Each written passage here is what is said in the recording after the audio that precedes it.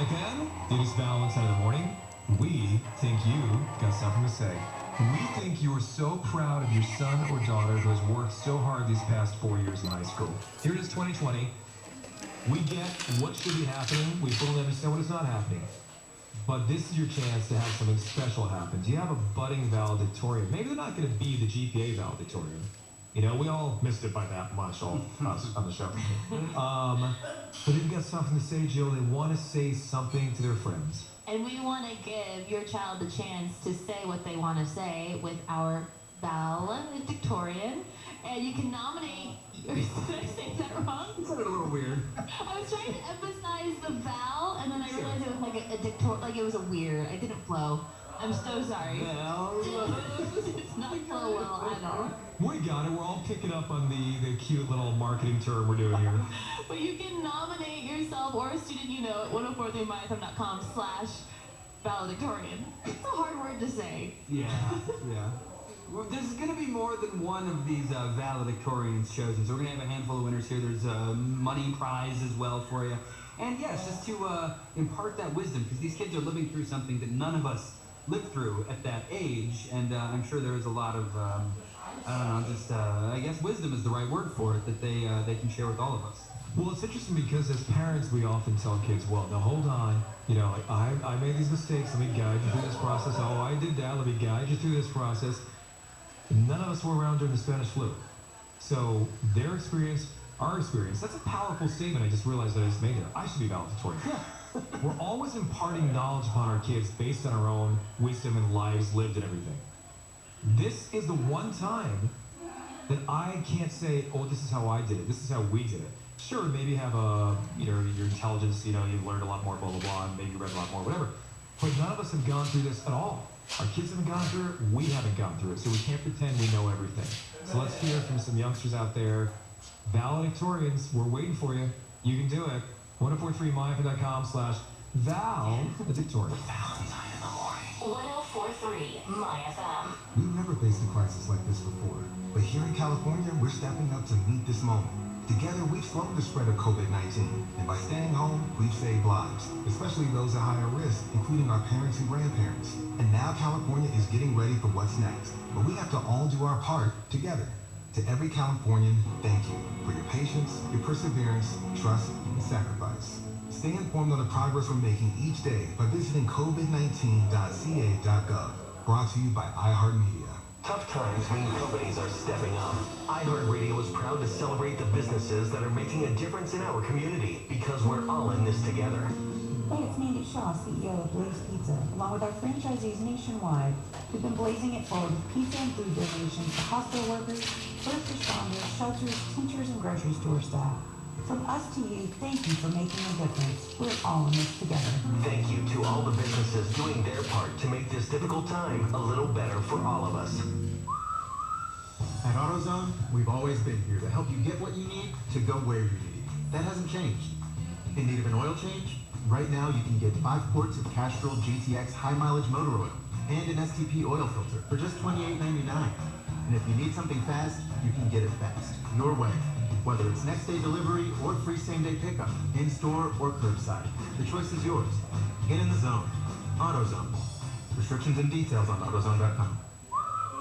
Tell Alexa to play 1043 MyFM on iHeartRadio. Well, this traffic report is sponsored by Lowe's. There's a signal alert on the 605 freeway northbound side as you're coming up on Alondra. You've got 3 right lanes now to get by, so they did make a little bit of progress there. So 3 right lanes to get by as they unfortunately investigate a fatal crash. The driver slowing down as you're coming away from South Street. Much improved once you get past that commotion all the way up towards the 5 freeway. 710 freeway northbound side just before you get to the 5. That stalled car is gone. The drive still a little bit sluggish coming away from Atlantic. And if you're heading through Santa Ana, northbound side of the 5 freeway, traffic is slowing down to 17th Street. They're running a traffic break actually there to get a dog that's wandering around in the right lane. So watch for some sudden brake lights there, northbound side of the 5 freeway to come up on 17th in Santa Ana. This traffic report is sponsored by Lowe's. Lowe's is here to help keep business moving forward. From bulk quantities of outdoor job supplies to the brands pros trust most when taking on repairs, they have what you need. Plus, their dedicated pro loaders will load you up so you can get back to the job site quickly and safely. Lowe's is open and they're pro ready. That's your traffic. I'm Tony Jordan, 1043 MyFM. All right, Tony, thank you very much. Weather today, clouds and sun off and on, highs in the mid-70s. Jill's got the Hollywood headlines coming up. The live-action version of Mulan has a new release date, and I'll tell you when at 7:50. Hi, Megan. Good morning. How are you today? I'm good. How are you? We're doing fantastic. I understand you have a question for our show, and that's why we're having you on the air right now. I do. Okay, so this is a little bit of predicament. I'm quarantining with my boyfriend, and we've been together for however many days and weeks and years it's been together in the same house. Okay. And I kind of want to break up with him. And Oh, God, don't do that when I have coffee in my mouth. Oh, my gosh. I'm so sorry. Oh, my gosh, no. Okay, so... I know. It's not even because of anything specific. I just feel like the more time we're spending together, it's like I'm just seeing that we're not like a fantastic match. And I'm like, at this point in my life, like I'm 25, if I'm not going to date to spend time with someone like forever maybe, then what's the point of dating them? And I'm just like, oh. Okay, Yeah. now what you said there, I can understand. I was always of the thought process when I was dating back in my younger years. If I didn't see, and I didn't go, oh, I'm going to be married to this person for, 50 years or whatever. But if I didn't see a long-term relationship with the person I was dating, I didn't stay in the relationship. And it seems like you're that same person. Yeah, and like, maybe not even necessarily, it wasn't like that when I was younger, but I'm 25 and just thinking about stuff, and like I have a couple of friends that are like getting engaged, and I'm just like, I don't know, man, like, should I keep doing this? Like, if I'm really not, like, I just don't want to be complacent. It's not that I'm just like, we're not great. You're not alone. I'm sure you're not alone. Spending so much time with somebody right now in quarantine, it really is a good test to see if this is a relationship you can be in for the rest of your life. So I'm sure there are plenty of people that are feeling the way you are. Megan, did you have any thoughts before the quarantine when you guys were just dating and not under the same roof? Did you ever have any thoughts or like red flags that were like, oh, maybe this isn't going to work out in the long run? Like a couple minor ones, I guess, just differences of opinion on like small things, but they were never like in my face because I was running around doing other things. Sure. So it was never like, yeah. Now that I'm really sitting and thinking about it, I'm just like, can I do this? Yeah, you're the thick forever? Let's get some semantics out of the way here and stuff. Who moved in with who?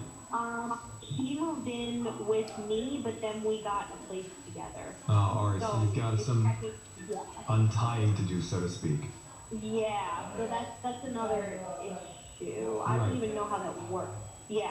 Well, it works. Sometimes things take a little extra step here and there, but you can make it work and stuff. I would sit down with him, honestly, and tell him how you're feeling in a polite, manner, trying to keep emotion out of it in certain respects.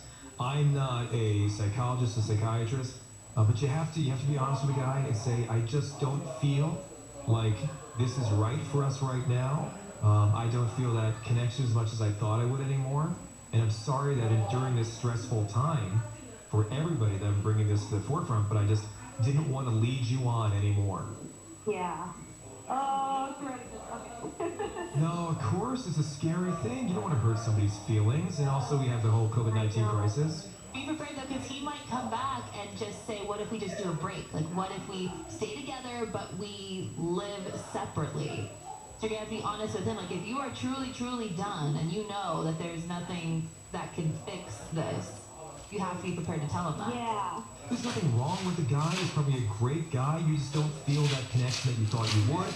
And the time has given you clarity to understand that you are not connecting the way he might feel you're connecting. And you might be surprised what his answer is too. He might be feeling some of the same feelings you are. That actually brings me comfort because I have no idea how he's feeling about it. I haven't been like a little distance past like week in particular, and he's like, I don't even know where he's at right now, feelings wise towards me. So like I'm afraid to approach it in that respect, but I also don't want to do a selfish thing and be like, let's just stay together and ride it out, and we're both miserable. So, maybe he's getting ready to propose though. I guess we just don't know. If you had to leave, why would you put? Hold on, why would you put that on your head? I want to prepare her for the worst possible scenario. You know what I mean? I don't want her to go into this thing thinking they're on the same page. If you did end things, would you be able to go somewhere with a family member or a friend for a little bit? I think people would welcome me in, yeah. You might have to have a plan like that, yes, depending on how it goes. How long you been dating?